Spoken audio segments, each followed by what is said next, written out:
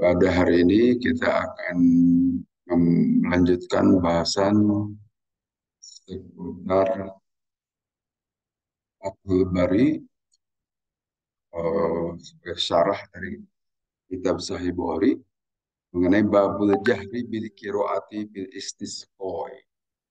Bab membaca dengan keras pada saat sholat istisqa. Ini masih bahasan mengenai sholat istisqa.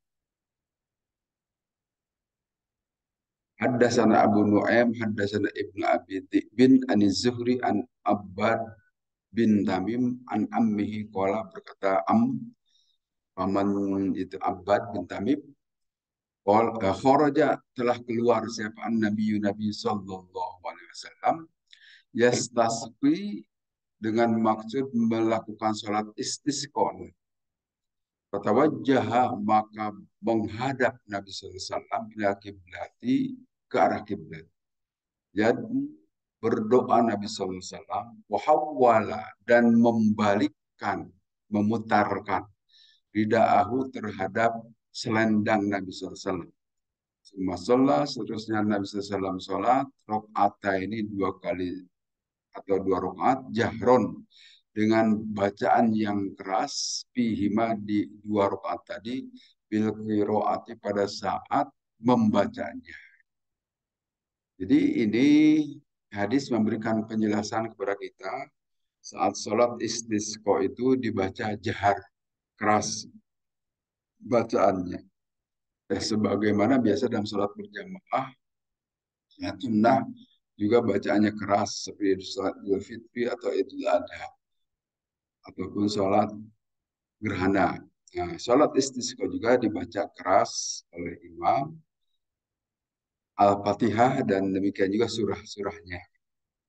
Kemudian yang dilakukan oleh Nabi adalah memohon, berdoa kepada Allah Ta'ala supaya diturunkan hujan, dan beliau menggunakan simbolis, yaitu mengubah posisi selendang beliau yang dari kanan di ke kiri kan, dan dari kiri ke kanan, supaya berubah dari musim kemarau menjadi musim hujan. Itu simbolis, bahasa simbol. Dan berdasarkan inilah nanti kita juga bisa menggunakan bahasa simbol. Nah, dalam kehidupan sehari-hari juga simbol dan makna itu mesti ada dua-duanya. Seperti kita misalnya sholat, sholat itu juga simbol sebetulnya kan.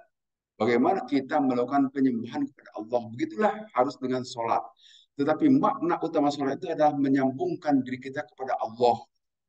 Tetapi dalam hal ini harus menggunakan simbol-simbol yang telah Allah ridhoi, yang telah Allah ajarkan.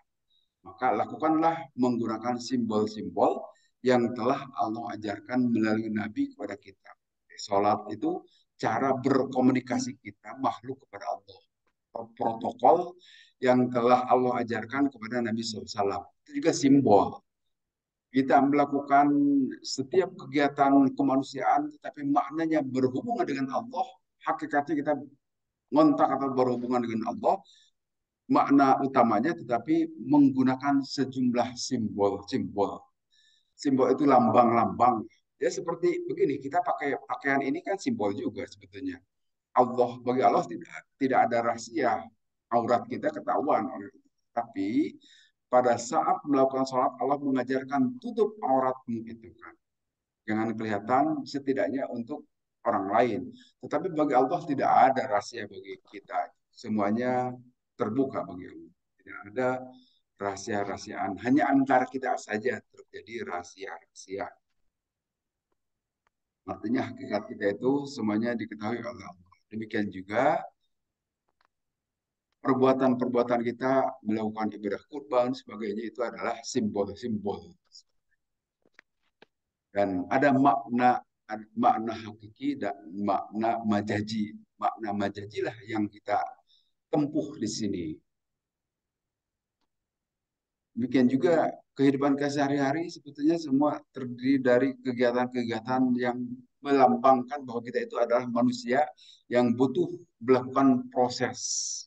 Sedangkan hakikatnya itu adalah Allah yang menentukan segala-galanya. Jadi ini juga pada saat sholat istisqa, Nabi SAW memohon kepada Allah ke arah kiblat, kemudian mengubah posisi selendang beliau atau sorban beliau dari kiri ke kanan itu sebagai perlambang ingin ada perubahan. Kemudian di hadis berikutnya, kaifa yahawwalan Nabi dhuhru ilan nasi. Bagaimana bab menjelaskan bagaimana Nabi mengubah punggungnya ke arah manusia. Haddatsana Adam, haddatsana Ibnu Abi bin Ani Zuhri an Abbad bin Tamin an Amhi qala ra'aitu saya melihat. Hadis ini sama ya. Saya melihat an-nabiyya lamma kharaja pada saat keluar Nabi sallallahu alaihi wasallam yastaski memohon hujan. Nabi sallallahu alaihi wasallam salat istisqa. Qala maka mengatakan itu paman Abbad ini hawala maka mengubah Nabi SAW ilan nasi terhadap manusia dhuhru punggung beliau wastakbala dan beliau menghadap al-kiblat ke arah kiblat dan memohon Nabi SAW kepada Allah summa hawala kemudian mengubah Nabi SAW bida'ahu terhadap selendang beliau summa sholla kemudian beliau sholat lana bisa ke kami rakaatain 2 rakaat jaharo sambil mengeraskan Nabi SAW bihima pada salat istisqa itu bil qiraati dengan bacaannya. Jadi pada saat berdoa Nabi SAW menghadap ke arah kiblat dengan nanti doanya itu dengan mengangkat tangan yang demikian tinggi sampai kelihatan ketiaknya nanti ada hadis lainnya. Nah, ini juga mengajarkan kepada kita memohon atau berdoa itu Nabi selalu mengangkat tangan. Walaupun nanti ada penjelasan lain. Nabi mengangkat tangan itu hanya pada saat istisqa. Tapi kan kita di hadis-hadis sebelumnya sudah mengetahui setiap Nabi memohon kepada Allah mesti mengangkat tangan. Tapi tentu ada perbedaan pemahaman di antara para ulama. Nanti kita lihat di bawah. Hawala ilan nasi dhuhru. Nabi SAW di sini berubah arah yang tadinya menghadap jamaah membelakangi kiblat. Nah, pada saat berdoa itu khusus menghadap kiblat. Jadi saya kira itu yang harus dilakukan oleh kita juga imam sholat istisqa pada saat berdoanya itu menghadap kiblat. Karena biasanya kalau berdoa imam itu tetap menghadap jamaah kan, membelakangi kiblat. Tetapi khusus pada sholat istisqa Nabi memberikan contoh menghadap ke arah kiblat, artinya membelakangi jamaah. Wal hadisu dalun ala wuku'i tahwili faqat. Nah, hadis di atas itu memberikan penjelasan perihal pengubahan posisi Nabi. Jadi Nabi di sini berubah posisinya pada waktu khutbah atau pada waktu memberikan penjelasan kepada orang-orang menghadap kepada jamaah, tapi pada saat memohon kepada Allah, beliau mengubah posisinya menghadap kiblat.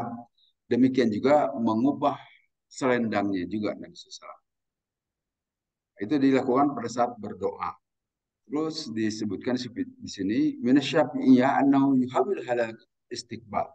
Dari kalangan mazhab Syafi'i disebutkan bahwa Nabi SAW itu mengubah posisinya ke arah kiblat. Wal farqu baina tahwili dhuhri wal istiqbal anna ibtidailah tahwili wa satu yakunu munharifan fi hatta yablughal inhirab goyatuhu wa yasir mustaqbilan. Jadi Nabi SAW menurut kalangan madhab Syafi'i disebutkan di sini bahwa Nabi mengubah posisi kiblat, perbedaan antara mengubah punggung dan posisi kiblat itu dilakukan ibtidail tahwil pada di awal perubahan. Jadi Nabi SAW mengubah arah punggungnya ke arah kiblat atau juga disebutkan satu di pertengahan. Jadi pada saat khutbah beliau tetap menghadap ke jamaah. Tapi saat berdoa menghadap kiblat. Itu penjelasan di sini. Yasir mustaqbilan. Maka Nabi menjadi menghadap kiblat pada saat berdoa. Tapi pada saat khutbah tetap menghadap jamaah. Nah, ini kita belum mempraktekkan salat istisqa. Dan kemarin kan ya. Ya tidak jadi salat istisqa. Dan salat istisqa itu dilakukan di lapangan. Sebagai simbol juga itu kan. Di lapangan, jadi kita paling di lapangan di depan. Karena yang dilakukan Nabi SAW selalu di musola. Kemudian hadis berikutnya, haddatsana Qutaibah bin Sa'id qala haddatsana Sufyan an Abdullah bin Abi Bakr an Abbad bin Tamim an ammihi. Hadisnya sama dari Abbad bin Tamim. Annan Nabiya sallallahu alaihi wasallam, sesungguhnya Nabi sallallahu alaihi wasallam istasqo. Beliau melakukan sholat istisqo, memohon hujan. Sholat maka sholat Nabi ini dua kali sholat, dua rakaat. Waqalla baridah. Kemudian Nabi SAW mengubah selendang beliau. Nah, di dalam hadis ini disebutkan mengubah selendang itu setelah sholat. Padahal hadis di atas itu mengubah selendang itu sebelum sholat. Berarti bisa dua-duanya. Dilakukan pengubahan selendang itu setelah sholat, artinya sholat dahulu dua rakaat, kemudian khutbah baru diubah selendang beliau. Tetapi hadis di atas memberikan penjelasan beliau khutbah dahulu, mengubah selendang baru sholat dua rakaat. Itu dua macam cara sholat istisqa. Dan hadisnya hadis sahih semua. Mana yang betul, dua-duanya betul gitu. Jangan mengatakan salah satu betul, semuanya betul. Jadi itu cara cara yang diajarkan pada Nabi dua macam. Tidak perlu dipertentangkan. Silakan saja mana yang akan kita ikuti. Dua-duanya tidak salah. Dua-duanya diajarkan dari Nabi Sallallahu Alaihi Wasallam. Kalau melihat penjelasan hadis ini saja. Jadi kumpulan hadis ini mengajarkan dua-duanya diajarkan oleh Nabi Sallallahu Alaihi Wasallam. Beliau melakukan khutbah kemudian memohon kepada Allah sebelum sholat dan demikian di hadis 1026 beliau melakukan sholat dahulu baru kemudian mengubah selendang beliau. Kemudian hadis berikutnya, haddatsana Abdullah bin Muhammad qala haddatsana Sufyan an Abdullah bin Abi Bakar Sami'a mendengar itu Abdullah bin Abi Bakar Abbad bin Tamin. Rawi hadisnya masih sama ini. An ammihi dari pamannya qala kharaja, tetapi redaksi hadisnya beda-beda. Jadi rangkaian yang meriwayatkan itu sama, hanya beda-beda redaksi. Walaupun beritanya sama tentang salat istisqa. Itu juga dalam ilmu hadis tetap dibedakan. Semuanya dituliskan. Kharaja telah keluar siapa Nabi Nabi Sallallahu Alaihi Wasallam ila musola ke lapangan. Yastasqi, beliau memohon hujan. Bala kemudian beliau menghadap al-kiblat ke arah kiblat. Fasolla maka solat Nabi SAW rakaat ini dua rakaat. Waqallaba dan mengubah ridaahu ke selendang beliau. Wala berkata Sufyan Pak Akhbaroni mengabarkan kepadaku Al-Mas'udi an Abi Bakar dan Abi Bakar qala ja'al al-shimal. Maksudnya Nabi Sallallahu Alaihi Wasallam itu menjadikan selendang yang tadinya ada di sebelah kanan ke sebelah kiri. Sama penjelasan tadi, tapi di sini memberikan penjelasan langsung dari rawi hadisnya. Jadi diubah, masih ceritanya sama, ini masih istisqa. Kemudian bab istiqbalil kiblati fil istisqa, bab menghadap ke arah kiblat pada saat salat istisqa. Haddatsana Muhammad qala akhbarana Abdul Wahhab qala haddatsana Yahya bin Sa'id qala akhbarani Abu Bakar bin Muhammad anna Abbad bin Tamim akhbarahu telah mengabarkan Abbad bin Tamim kepada Abu Bakar bin Muhammad An Abdullah sungguhnya Abdullah bin Zaid Al-Ansari sahabat Ansor akhbarhu telah memberitakan kepada Abbad bin Tamim annan Nabi sungguhnya Nabi sallallahu alaihi wasallam kharaja keluar Nabi ila musalla untuk melakukan salat ke lapangan yusolli beliau salat wanahu dan sesungguhnya Nabi lama da'a pada saat beliau memohon berdoa kepada Allah au aroda ayat atau pada saat beliau berkehendak berdoa istakbala beliau menghadap al-kiblat ke arah kiblat hawwalahu dan mengubah ridahu pada selendang beliau. Wal Abdullah berkata Abdullah ibnu Zaid hadza maziniyun orang Mazani. Wal awwalu Kupiyun tapi yang awal sebutkan orang Kupi Kupah. Ibnu Zaid yaitu beliau itu adalah anaknya Zaid. Yajid, bukan jahid, yajid. Walaupun satu akar kata yajid itu fi'il mudhari, jahid itu masdar. Sama-sama itu artinya bertambah. Jadi ini sama, saya kira menceritakan perihal melakukan sholat, tetapi yang dilakukan oleh Nabi adalah sholat di lapangan. Kalau sholat istisqo, nggak ada beritanya beliau sholat di masjid, di lapangan melulu. Di musola. Musola itu pengertiannya bukan masjid kecil, kalau kita kan musola itu masjid kecil. Tapi pengertian musola zaman Nabi itu adalah lapangan terbuka. Masih luas saat itu, belum banyak manusia.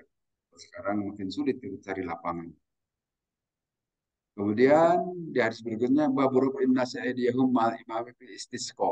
Bab yang menjelaskan manusia lain jamaah mengangkat tangan. Jadi ini contoh yang memberikan ajaran kepada kita boleh mengaminkan doanya orang yang berdoa. Ini di dalam hadis ini. Bab mengangkat tangannya manusia kepada tangan-tangan mereka beserta imam dalam sholat istisqa. Apakah hanya dalam sholat istisqa kita boleh mengangkat tangan? Nah, nanti ada kaidah usul fikih mengatakan al ibratu bi umumil lafzi la bi khusus sabab. Mengambil pelajaran itu adalah dilihat dari umumnya lafaz bukan karena keadaan khusus saja. Seperti misalnya dulu Nabi membolehkan memakai air laut pada saat berwudu. Apa sebabnya? Karena kehabisan air laut, air tawar saat kita berlayar. Nah, apakah kita tidak boleh menggunakan air laut karena masih banyak air tawar? Tidak juga. Bebas saja kita mau menggunakan air laut saat air tawar pun masih banyak. Artinya bukan didasarkan pada sebab habisnya air tawar kita boleh menggunakan air laut, tapi keumuman bahwa air laut itu adalah sah digunakan untuk bersuci, untuk berwudu. Nah, di sini pun sama. Dijelaskan dalam hadis ini, orang-orang mengangkat tangan, mengaminkan doa Nabi SAW saat sholat istisqo. Apakah hanya pada saat sholat istisqo kita mengangkat tangan? Ternyata boleh digunakan. Karena yang dilihat bukan karena sholat istisqo-nya, tetapi mengaminkan doa orang yang berdoa. Gitu. Nah, kita lihat hadisnya. Qala Ayyub bin Sulaiman hadasani Abu Bakar bin Abi Ubais an Sulaiman an Bilal qala Yahya bin Sa'id. Sami itu saya telah mendengar Anas bin Malik qala berkata Anas bin Malik Ata telah datang rajulun seorang laki-laki A'rabiyun, orang Arab kampung, orang Baduy bin ahli badwi dari ahli kampung ila Rasulullah kepada Rasulullah SAW yang Jumat pada hari Jumat. Fakola maka berkata itu si laki-laki, ya Rasulullah, wahai Rasulullah, halakatil masyiyatu telah rusak itu lahan-lahan kami.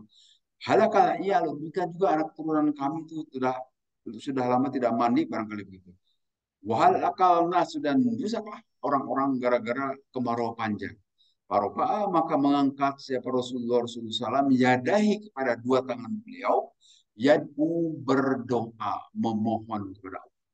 Sekali lagi ini bukan saat istisqa nih. Jadi di luar saat istisqa Nabi pun mengangkat tangan.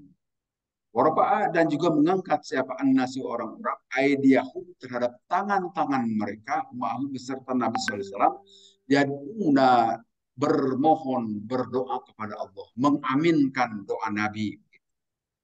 Jadi ini hadis menunjukkan boleh kita mengaminkan doa orang berdoa.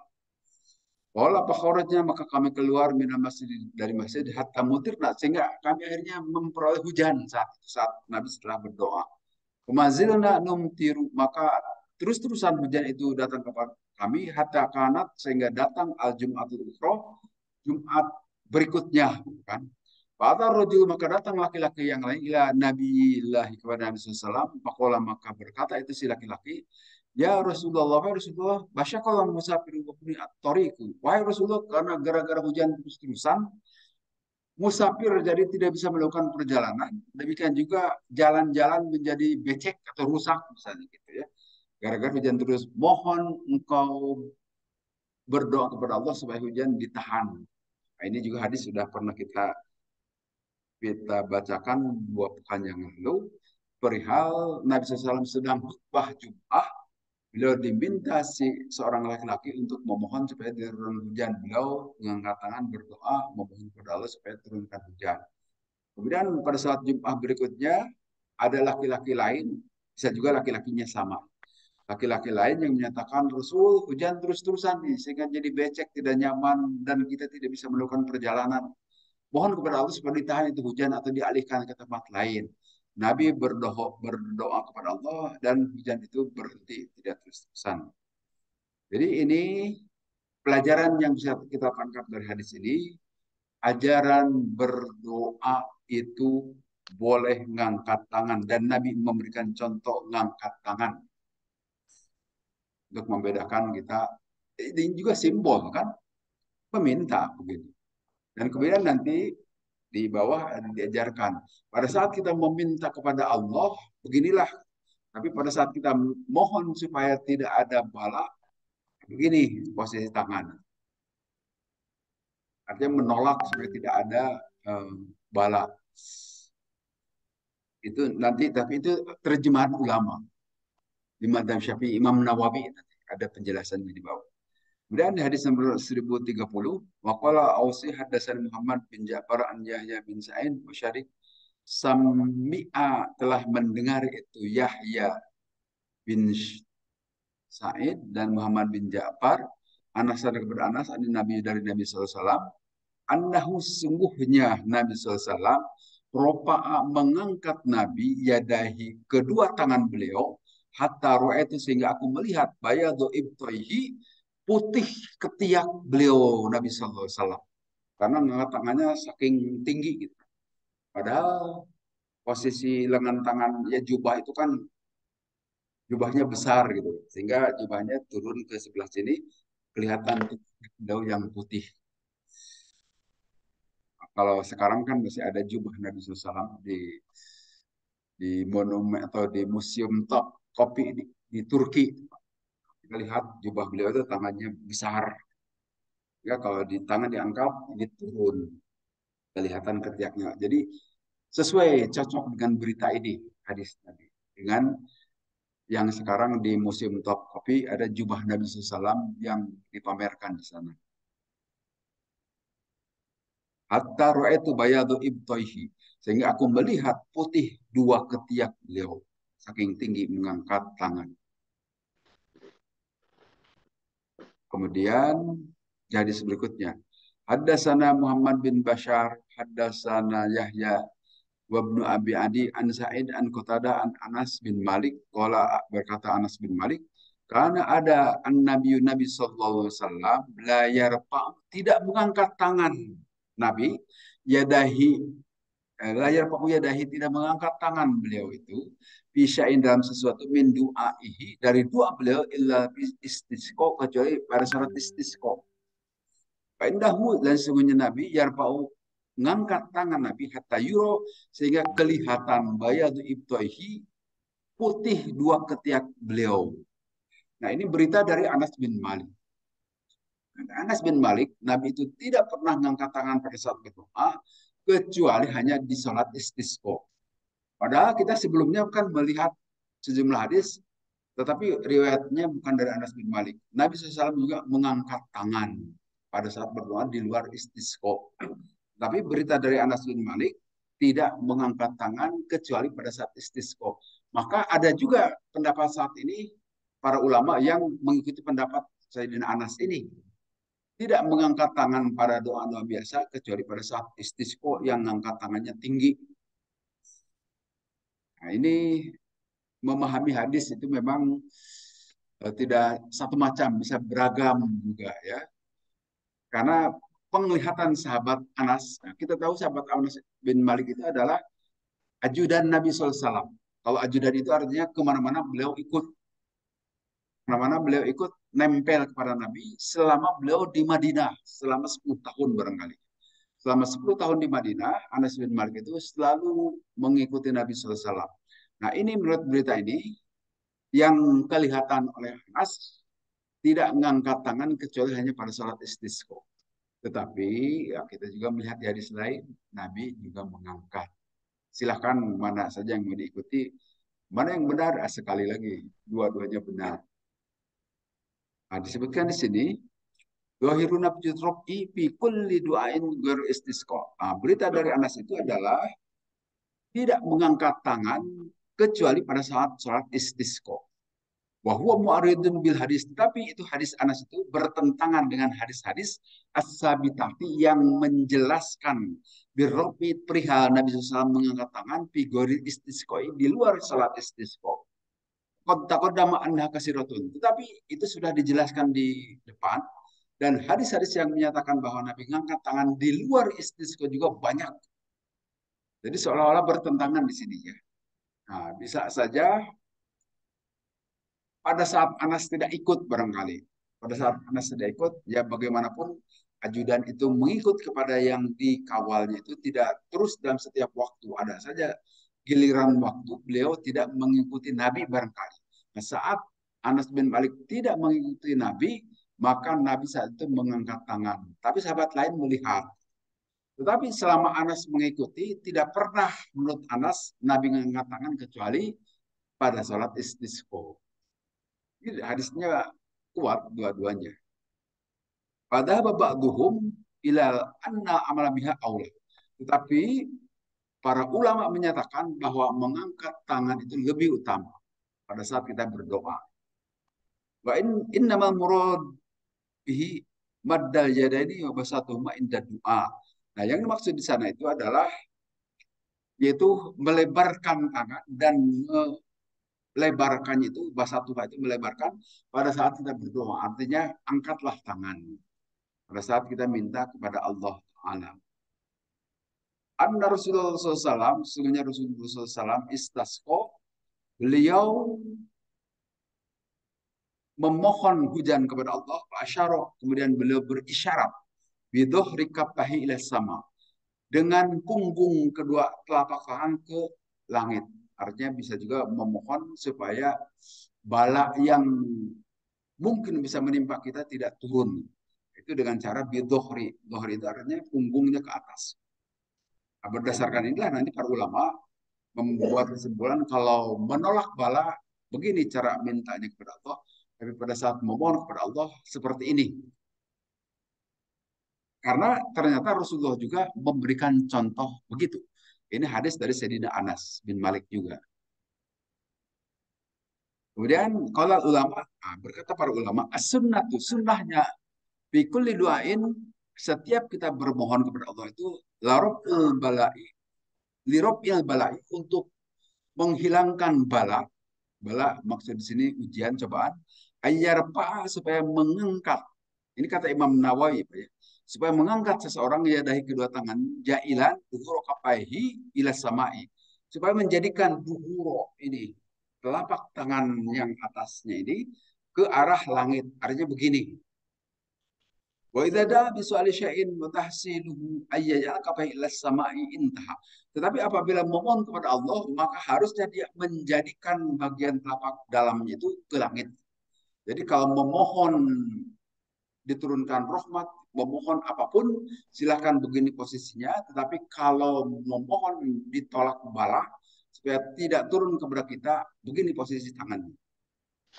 Ini tadi ada hadis Nabi juga seperti itu dilakukan pada salat istisqa dari hadis Sayyidina Anas. Kemudian ini pendapat Imam Nawawi dan beliau mengatakan al ulama, artinya ulama kebanyakan di dalam mazhab Syafi'i seperti itu. Begini kalau memohon, tetapi kalau menolak seperti ini. Tidak jelas dasar-dasarnya. Kemudian hadis terakhir. Babu mayukalu idam amtorot. Apa yang harus dikatakan pada saat terjadi hujan, turun hujan. Qala Ibnu Abbas, dan berkata Ibnu Abbas, kasojibin. Sojib itu ada al-matar, hujan. Waqala gurehu, dan berkata yang lainnya, soba, wa soba yasubu. Wah, ini susunan ilmu syarabnya. Soba, soba yasubu itu artinya turun hujan. Terus di hadisnya hadasana Muhammad bin Muqatil Abu Hasan Marwazi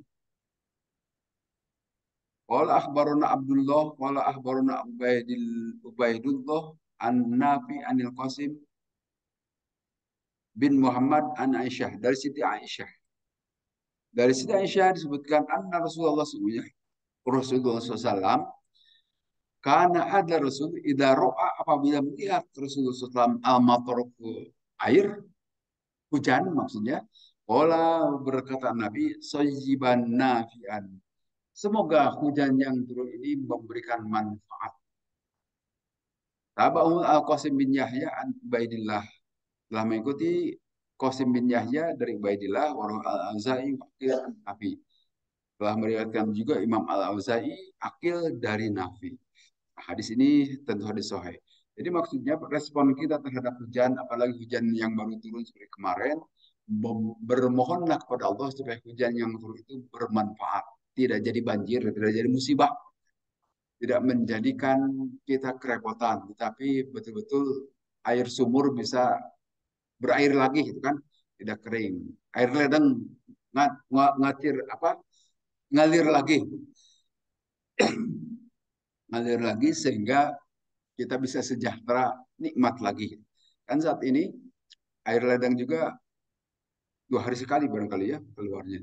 Karena kemarau. Mudah-mudahan dengan turun hujan dimulai kemarin nanti bisa lancar lagi air hujan. Tapi tidak menyebabkan banjir. Walaupun bisa saja tetap terjadi banjir karena ulah kita juga itu kan. Mengapa Jakarta banjir? Karena ditanami gedung-gedung itu kan, sehingga air tidak bisa menyerap ke tanah. Jakarta itu pohon-pohon gedung itu demikian banyak sehingga air itu tidak diserap tanah, akhirnya tempat air yang ditempati manusia diminta lagi oleh air, terjadilah banjir. Di kita juga di beberapa tempat yang sudah kurang resapan airnya itu ke tanah terjadi banjir. Tapi di daerah kita kan alhamdulillah baik-baik saja ya dan tidak banjir. Tapi di Sukasenang itu banjir. Itu bisa terjadi banjir kalau hujannya besar. Mudah-mudahan di kita tidak. Sekali lagi itu ada korelasinya dengan perilaku kita manusia. Buang sampah sembarangan sehingga aliran air terhalang, ujung-ujungnya air meluap. Di kita sebelah sana juga suka kadang-kadang banjir aliran sungai sana karena agak tersendat kelihatan ke arah sana. Saya kira mudah-mudahan paling tidak kalau buang sampah jangan sembarangan, buanglah di tempatnya. Tapi sekali lagi kita suka seenaknya. Nah, terutama anak-anak harusnya diajarkan tuh anak-anak itu. Jangan seenaknya buang habis makanan, buang-buang ke tempat mana saja. Ujung-ujungnya musim hujan, nagih itu air kita. Saya kira itu barangkali untuk penjelasan hari ini tentang istisqo. Masih ada lanjutan berikutnya insya